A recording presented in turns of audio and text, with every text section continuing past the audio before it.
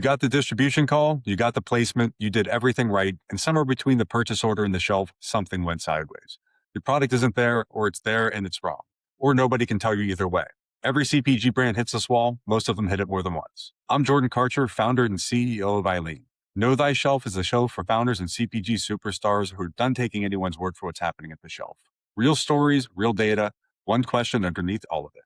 Your product is listed as in stock. Is it though? Matthew, I am glad you're here.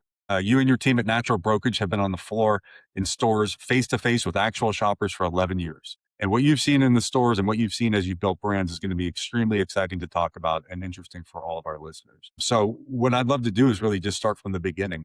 If we could go back to Hawaii, you were bagging coffee with Danielle at Whole Foods, and somehow that beginning turns into a national demo company with over 200 brand ambassadors. Could you walk me through that? And I'd love to just, get everybody familiar with your background. 100%. Thank you for the intro, Jordan. Yeah, my company is Natural Brokerage and Demos, or we're kind of rebranding to Local Demo Service. Long story on the transition, but going back to the roots, essentially, my wife and I started this company on a prayer. I was a competitive and athlete and coach prior to launching our company, and I felt like God was calling me away from that. So I went from making really good money, as an athlete and coaching, to bagging coffee for $9 an hour, feeling like a complete loser.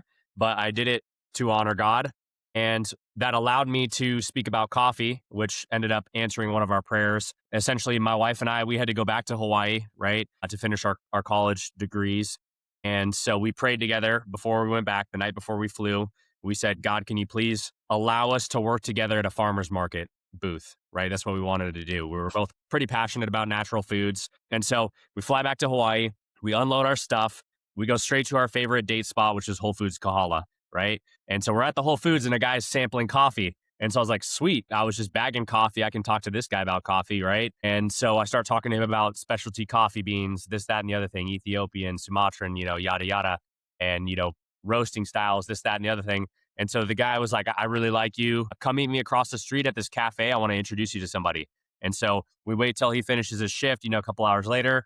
And then me and my wife, Danny or Danielle, go over to this cafe, and his business partner is there. And before I can even shake his hand, he was just like, wow, you guys would look amazing for our farmer's market business. And so prayer answered, right? We prayed that. This was technically 48 hours before that prayer, 48 hours after the prayer. And we immediately got a job at a farmer's market. So kind of crazy, definitely some divine intervention. Next step, the first day we worked for them, the business partners have a falling out, and the guy gives us the business. He literally gives us the business on day one. He didn't ask for any money. He said, hey, I got a job in New York because that my business partner was paying me. I'm no longer getting paid by him, so I have to get a job. He found a job in New York, and he just said, just pay me back when you can. That's amazing. it's fast.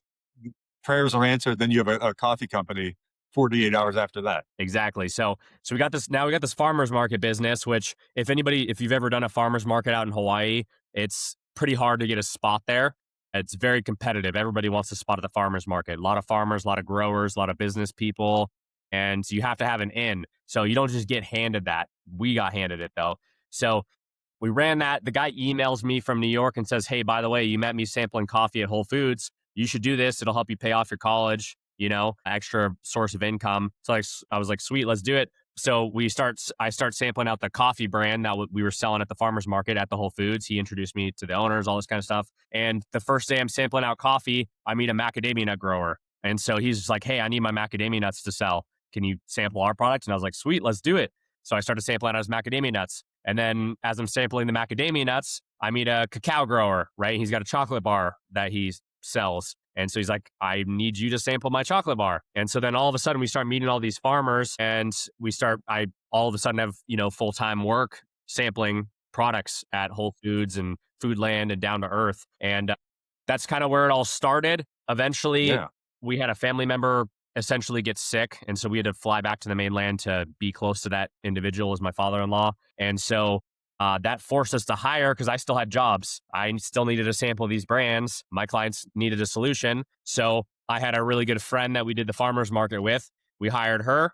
And then after I hired her, I was like, wow, okay, if I can hire one person, I can hire multiple people and we can grow this thing, right? So that's what forced us to hire. And that started back in November 2015. So we've been growing it ever since. We're going on our 11th year in business, and it's been a wild ride. That's, I mean, wild beginning, wild ride. And I guess I guess a tipping point would be like, when did it feel like it was a business? Was it when you hired that first person? I mean, at first it sounds like it's a job. You're doing it yourself, 9 to 5, essentially cranking it out. When did you start to say, "Oh wow, this is something much bigger or a bigger opportunity I could tackle"? Yeah, I'd say there were kind of different phases of that. There was kind of the initial phase. I've always had big vision. Since I was born, I've always had big dreams and visions and things. So I think initially I was looking at this like, man, I could do this for a lot of different Hawaiian brands and really help Hawaiian sustainability.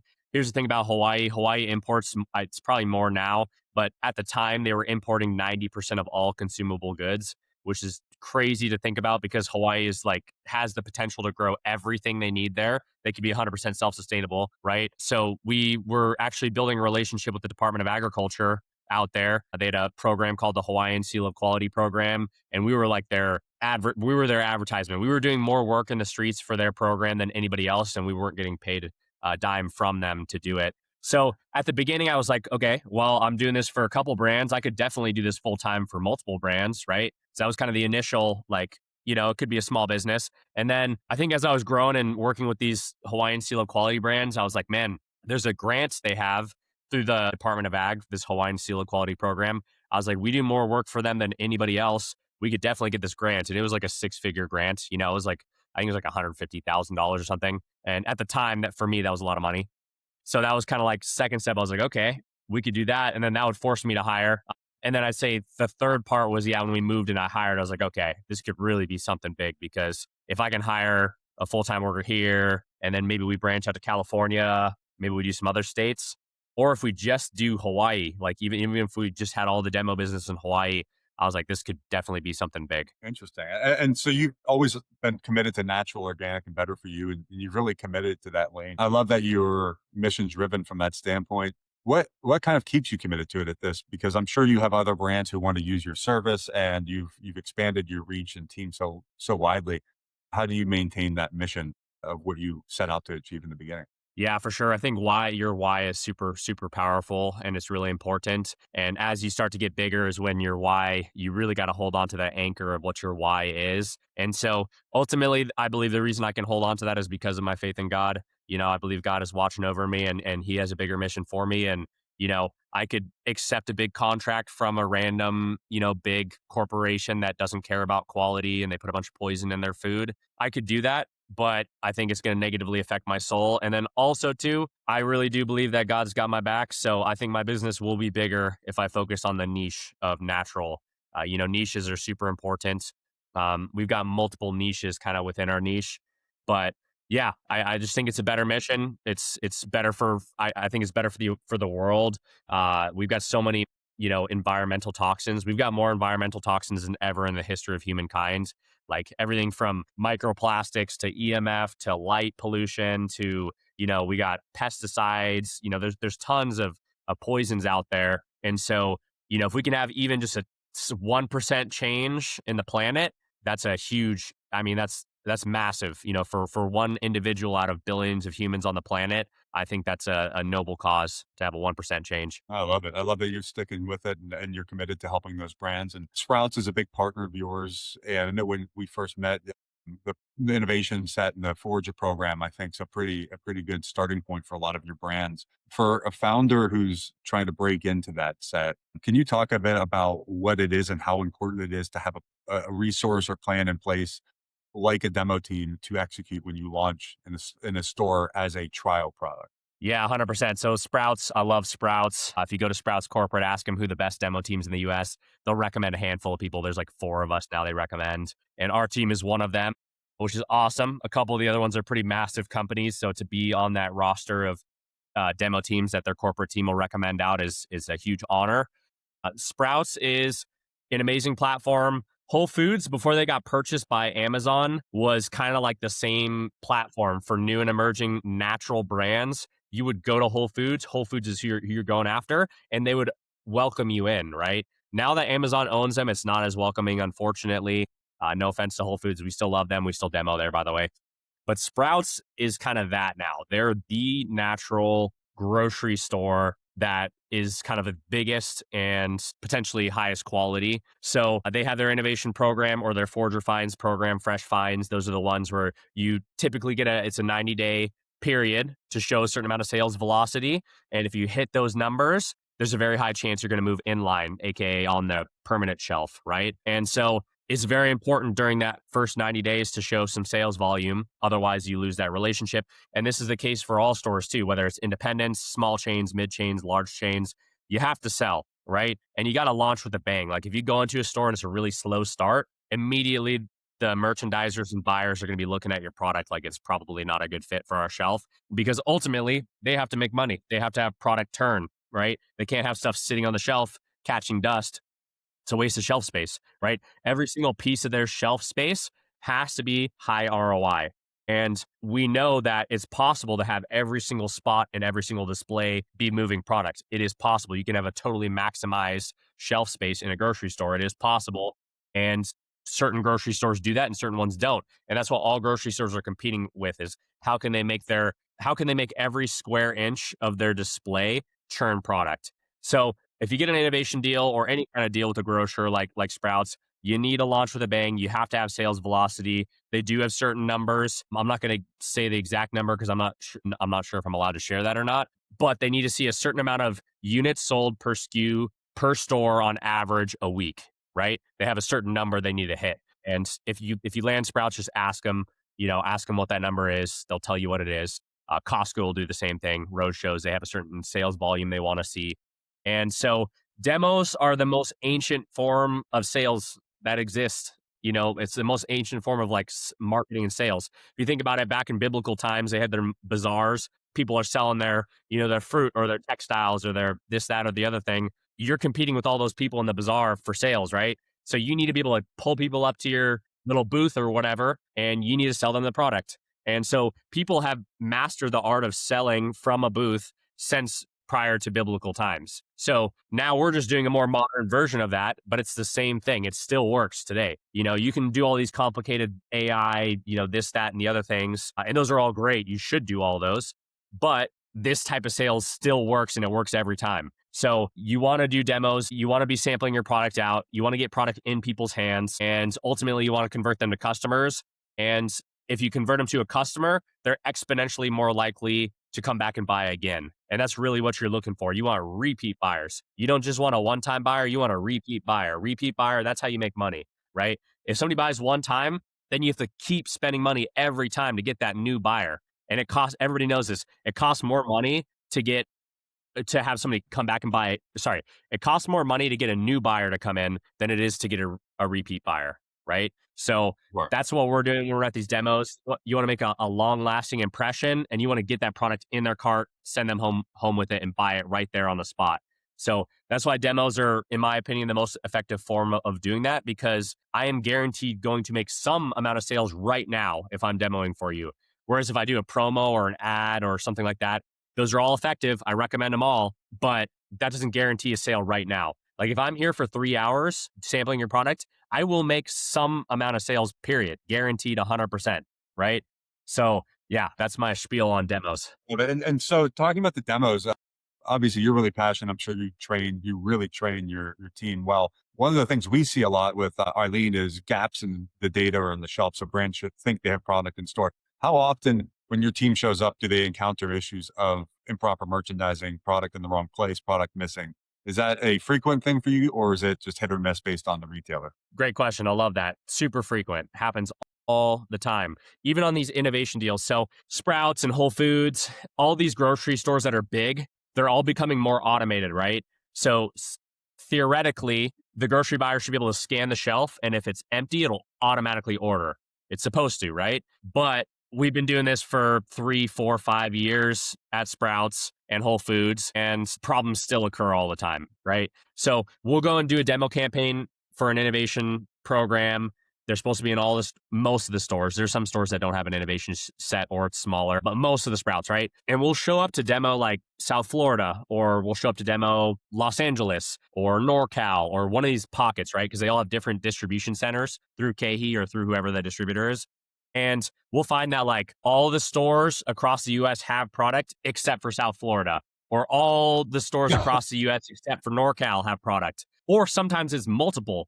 Or we might also find that there's little patches of like, all the stores but one in South Florida don't have product, and maybe that store just has it in receiving, or maybe they put it in the wrong set, or maybe it's in the discontinue set on day one. It somehow it ended up on the disco set. So we see this stuff all the time. And so this is another benefit of having somebody live in the store. There's only so much you can do digitally. If you have somebody in the store with eyes on the shelf that can talk about your brand and they're there representing you guys, right? You have a huge impact. So yeah, we see this almost every single time, we do a massive demo campaign, 100 to 500 plus demos or whatever. There's gonna be stores that just either don't get product, or it's sitting in the back, or it's merchandise in the wrong place.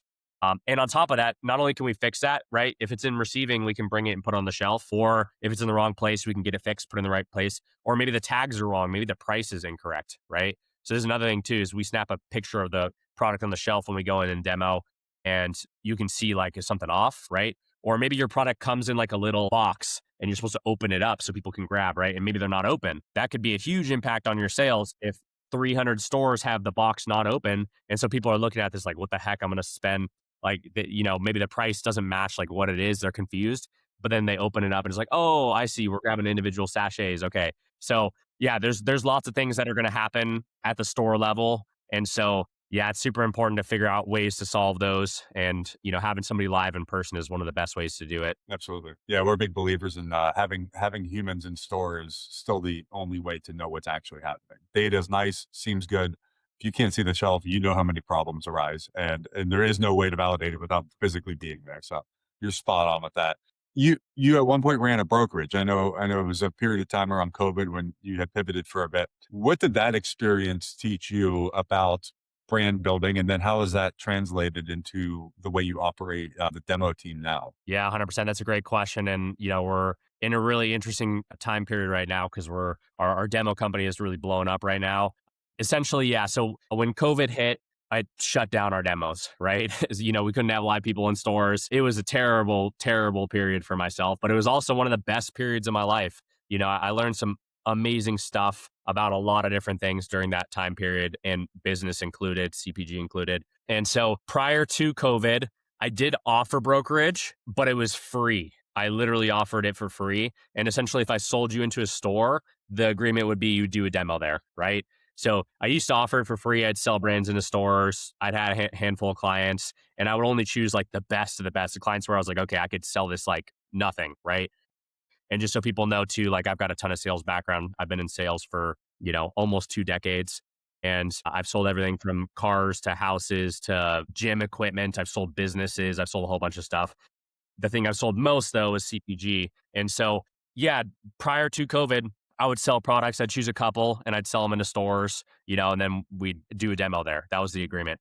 COVID hit and I was like, shoot, well, I can't do demos. I got a wife and kids I got to feed. I got a mortgage, I can either run a brokerage and pay my bills, or I can go bankrupt. Pretty much were my options, right?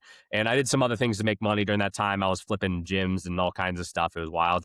But yeah, so I started doing the brokerage really pretty heavily about 6 months after COVID hit. So maybe not 6 months. It was more like three or 4 months after. So yeah, March 15th, 2020, I got the news that we had to shut down the demos, and I laid off my whole team, laid off all my employees, told all my contractors, hey, I've got no more work for you. It was a very, very dark time for me economically. And so, yeah, I started doing the brokerage side of the business, and yeah, I had a little bit of experience with it, but brokerage is a whole other business. It is not like, brokerage is a hard business, to be fully honest. Prior to this time, I had done many business plans around a brokerage and just looked at numbers. And I always came to two conclusions with it. Either one, it can't be profitable, or two, it can be profitable, but it can be immoral. Those were like the two conclusions I came to, right? Because here's the thing. A lot of people sign up with brokerages and they get screwed. They pay a retainer and they make zero sales. And that's tough. I mean, you're a new and emerging brand. Like you can't just burn through thousands of dollars without any results. That's a major risk, but it's the reality. Most of the time brands sign up with a brokerage, they get zero results. And so I got to be in the space then. So I started offering it. I offered it for a really nominal monthly fee and then a commission. I'm talking like a couple $100. and I'd be getting brands into like 6 to 12 stores a month for a couple $100 and then a commission. Okay. So it was a very, very affordable rate compared to I know all the brokers, I know all their rates. Same thing with demo teams. I know all the demo teams rates. So I was doing that and I started growing that and I was doing really well. I had one brand that was I'm not going to name them, but they were a shrub. If you guys know what a shrub is, it's like a old Wild West cocktail mixer made with apple cider vinegar.